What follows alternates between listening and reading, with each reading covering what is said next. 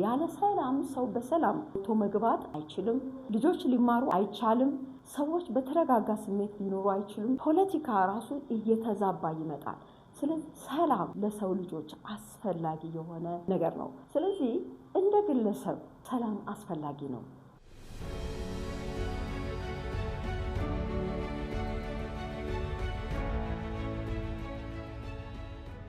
የነስጥልኝ ፕሮግራማችን ተከታታዮች እንደምንሰነበታችሁ። ይህ የጥበብ ጎጆ የተሰኘው ፕሮግራም ነው። በዚህ ፕሮግራም እንደተለመደው ቤተሰባዊ ነክ ጉዳዮችን፣ ማህበራዊ ነክ ጉዳዮችን እንዲሁም ሀገርን፣ ማህበረሰብን ይጠቅማል የምንላቸው ጉዳዮች ሁሉ ይዘን የምንቀርብበት ፕሮግራም ነው። እንግዲህ ይህንን ቤት ደግሞ ሰብስክራይብ፣ ላይክ እና ሼር ማድረግን ሳትዘነጉ አብራችሁን እንድትቆዩ እየጋበዝኳችሁ ዛሬ ይዤላችሁ የቀረብኩት ፕሮግራም ደግሞ ሰላም በሚል ነው።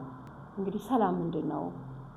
ሰላም እንደ ግለሰብ፣ ሰላም እንደ ቤተሰብ፣ ሰላም እንደ ማህበረሰብ፣ ሰላም እንደ አገር የሚያሰጠንን ጥቅም አብረን እናያለን። ሰላም ስንል ምን ማለታችን ነው? ሰላም ማለት ደህንነት ማለት ነው። የአካባቢ ደህንነት፣ የፖለቲካ ደህንነት፣ ሰዎች ከሰዎች ጋር የሚኖሩበት ደህንነት፣ እርስ በርስ ሰዎች በሰላም ወጥተው የሚገቡበት ሲቹዌሽን ነው።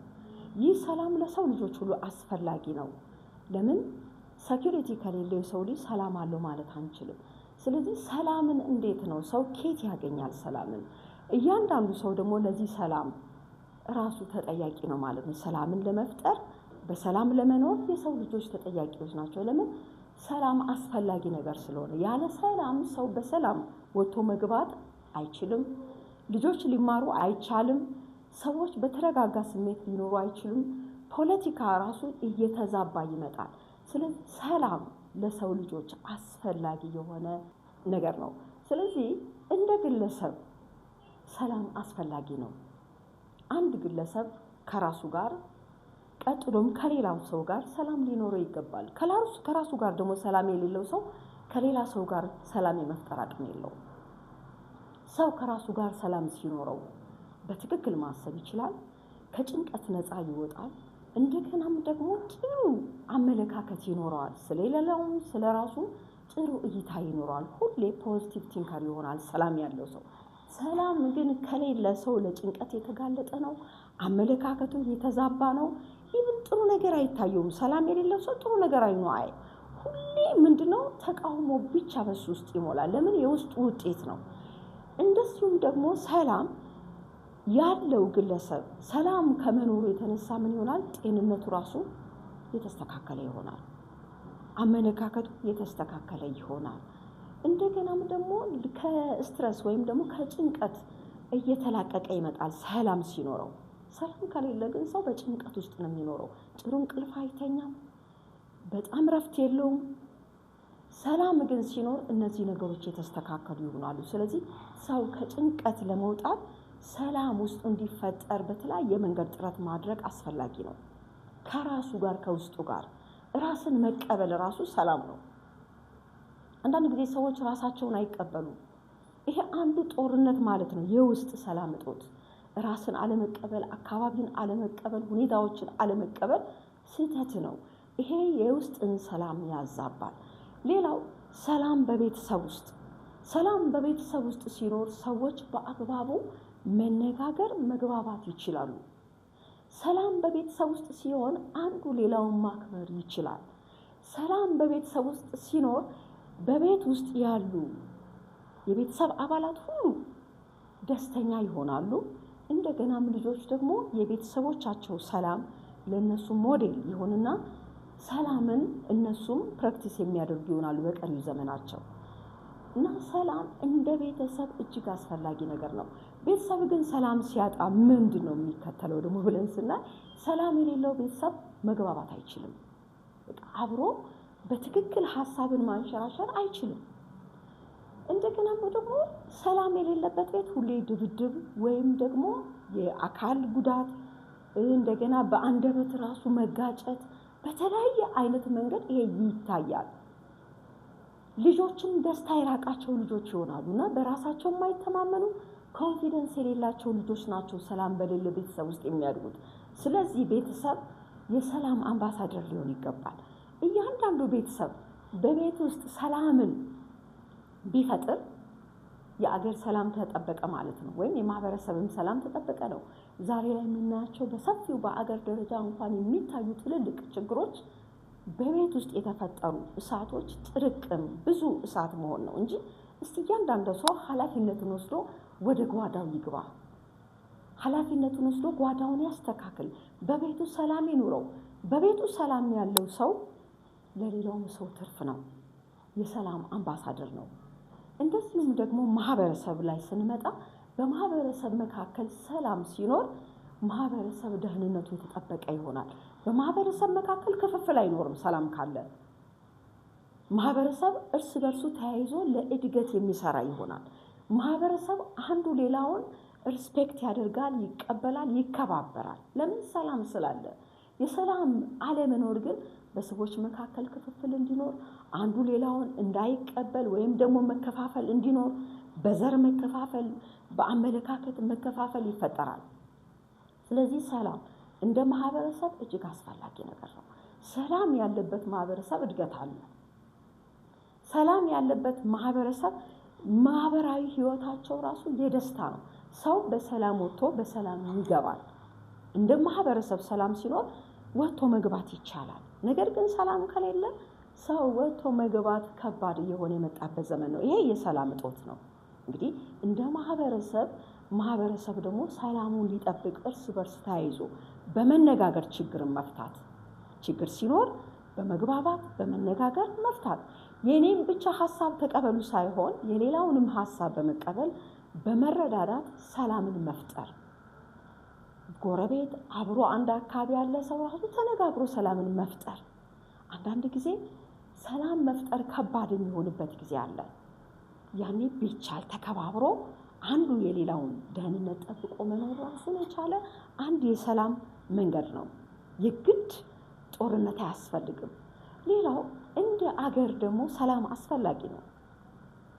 በአገር ደረጃ ሰላም ሲኖር አገር ፖለቲካል ሴኩሪቲ ይኖራት ወይም ደግሞ ስቴቢሊቲ ይኖራታል። የተረጋጋ ፖለቲካ ይኖራል። የተረጋጋ ፖለቲካ ደግሞ ሲኖር ኢኮኖሚያችን ያድጋል። የኢኮኖሚ እድገትን ያሳያል። አንድ ሀገር ሰላም አለው ማለት ኢኮኖሚው ያድጋል። ለምን? ለጦርነት የሚወጣው ገንዘብ ቀላል አይደለም። ጦርነት ብዙ ነገሮችን ኢኮኖሚን ያወድማል፣ መሰረተ ልማቶችን ያወድማል። ስለዚህ ኢኮኖሚካሊ አንድ ሀገር ሰላም ከሌላት እየወደቀች ነው የምትመጣው። ነገር ግን ሰላምን ለመፍጠር ደግሞ መጣር መስራት እጅግ አስፈላጊ ነው። እንደዚሁም ደግሞ የቱሪዝም መስህቦች ራሱ በቱሪዝም የሚገኙ ገቢዎች እየጨመሩ ይመጣሉ። አንድ ሀገር ሰላም ከሌላት ከሌላ ሀገር ለጉብኝት የሚመጡ ሰዎች ወደዚህ ሀገር አይመጡም። ለምን? ጦርነት አለ፣ ሰላም የለም። ብዙ ጊዜ አሁን ዓለም አቀፋዊ ተቀባይነት አንዲት ሀገር እንዳይኖራት አድርገው የሚሰሩ ሰዎች አሉ። ለምን? ሰላም የለም ለማለት። ነገር ግን ሰላምን እያንዳንዱ ሰው ኃላፊነትን ወስዶ በመስራት የሀገርን ደህንነት መጠበቅ ይቻላል። ስለዚህ ሰላም እንደ ግለሰብ ከራስ ጋር ከራስ ውጪ እያንዳንዱ ሰው ሰላሙን የሚጠብቅ ከሆነ ሰላም እያደገ ይመጣል፣ ደህንነት እየተስተካከለ ይመጣል። እንደ ግል ሰላም ያለው ሰው ከጭንቀት ነፃ ነው፣ ከኔጌቲቭ ተውት ነፃ ነው። እንዳለ ጥፋትን አያደርግም። ሌሎችን ሰዎች ለመታደግ ይሰራል እንጂ የሌሎችን ሰዎች ደህንነት ለመጉዳት ምንም አይነት ስራ አይሰራም። ሰላም ያለው ሰው ሁሌ በሌሎች መካከል ሰላምን ለመፍጠር ነው የሚጥረው። ስለዚህ ይሄ የአእምሮ ህመም እንደገናም ደግሞ ፊዚካሊ በደህንነት የአካል ጤንነት ጉድለት ሁሉ የሚመጣው ሰላም ከማጣት የተነሳ ነው። ሰላም ሂሊንግ አለው። ለምን? የሰላም አለቃ አለ። ያ የሰላም አለቃ በሰው ህይወት ውስጥ እየገባ ሲመጣ ሰዎች ይድናሉ፣ አእምሯቸው ይድናል፣ አካላዊ ደህንነት ይኖራቸዋል፣ ዙሪያቸው ደህንነት ይኖራል። ለሌሎች ሰዎች ደህንነት ራሱ ይህ ግለሰብ ምክንያት ይሆናል ማለት ነው። ዲስትራክተር አይደለም፣ የሌሎችን ሰዎች ህይወት አያጠፋም። እንደዚሁ እንደ ቤተሰብ ደግሞ ስንመጣ ሰላም ያለበት ቤተሰብ እንዳልናችሁ በጥሩ ሁኔታ መግባባት ይቻላል። እንደገናም ደግሞ ቁጭ ብሎ መነጋገር ይችላሉ። ሐሳባቸውን፣ ግጭታቸውን በአግባቡ መፍታት ይችላሉ። መደማመጥ ይችላሉ። በቤተሰብ ውስጥ ሃርሞኒ ይበዛል። ሰላም፣ ደስታ እየበዛ ይመጣል።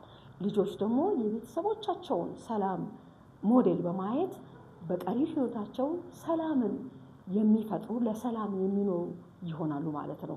በአካባቢያቸው በሰላም የሚኖሩ ቤተሰቦች ልጆች በአካባቢ ውስጥ የሰላም ሞዴሎች ናቸው። ለምን ቤተሰብ ሰላም ከሌለው ልጆች ሰላም ሊሆኑ አይችሉም። የሚደባደብ ቤተሰብ ልጆች አይታችሁ እንደሆነ በየቦታው የሚደባደቡ ናቸው። ልጆች በጣም ወንጀለኞች ሲሆኑ ዞር ብላችሁ ጓዳ ውስጥ እንግዲህ ማየት ነው። እነዚህ ወንጀለኛ ልጆች ከየት አመጡት? አንድ ወንድ ልጅ አባቱ እናቱን ሲያጠቃ ካየ እሱም ደግሞ ሌላ ቦታ ምንድነው የሚሆነው? አጥቂ ነው የሚሆነው። ስለዚህ ይሄንን ቤተሰብ ኃላፊነት ወስዶ በልጆች ውስጥም በራስ ውስጥም ሰላም መፍጠር።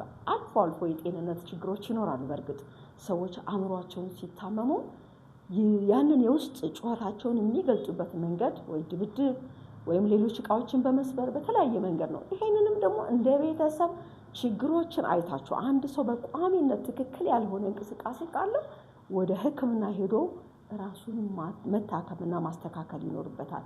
እንደዚሁም ደግሞ እንደ ማህበረሰብ እንዳልነው በማህበረሰብ ውስጥ ሰላም ሲኖር እርስ በርስ መቀባበል መከባበር አለ፣ ጥሩ ውጤትን ያስከትላል። በአጠቃላይ ሰላም የጥሩ ነገሮች ምንጭ ነው።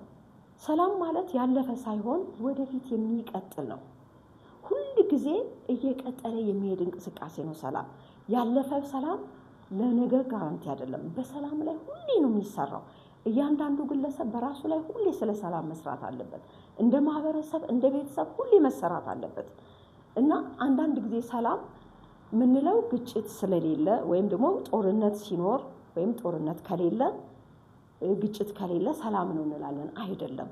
ሰላም ያለ ጦርነት ያለ ግጭት ሰላም ውስጥ ለውስጥ ሊታወቅ ይችላል። ስለዚህ ሰላምን እለት ሰዎች በህይወታችን የምናሳድገው እለት ከራሳችን ጋር ምንድነው እያሰብን ያለው? እያንዳንዱ ሰው ሰላም ማሰብ ከቻለ እኮ እንደ ማህበረሰብ ሰላም፣ እንደ ቤተሰብ ሰላም፣ እንደ ሀገር ሰላም ይሆናል ማለት ነው። እንግዲህ ለሀገር እድገት ሰላም አስፈላጊ ነው። ስለዚህ ሁሉ ሰው በዚህ ውስጥ ተሳታፊ መሆን አለበት። ውጪ ሆነን ሰላም የለም እያልን የምንተች ሰዎች ከራሳችን ጋር ሰላም አለን እኛ ራሳችንን መጠየቅ አለብን። ስለዚህ ሰላም አስፈላጊ ነገር ነው። ሁላችንም የሰላም አምባሳደሮች እንሁን። በግል ህይወታችን የሰላም አምባሳደሮች እንሁን። በቤተሰባችን ውስጥ የሰላም አምባሳደር እንሁን። እንደ ማህበረሰብ የሰላም አምባሳደር እንሁን። እንደ ሀገርም እያንዳንዱ ሰው ስለ ሰላም ይሰራ ከሆነ ምድር የሰላም ትሆናለች ማለት ነው። እንግዲህ ለዛሬ ያለኝ ፕሮግራም ይሄ ነው። አመሰግናለሁ። በሚቀጥለው በሌላ ፕሮግራም እስከምንገናኝ በደህና ቆዩ። አሁንም ይህን ቤት ሰብስክራይብ፣ ላይክ እና ሼር ማድረግን ሳትዘነጉ እንድታግዙን እንጠይቃለን። መልካም ቆይታ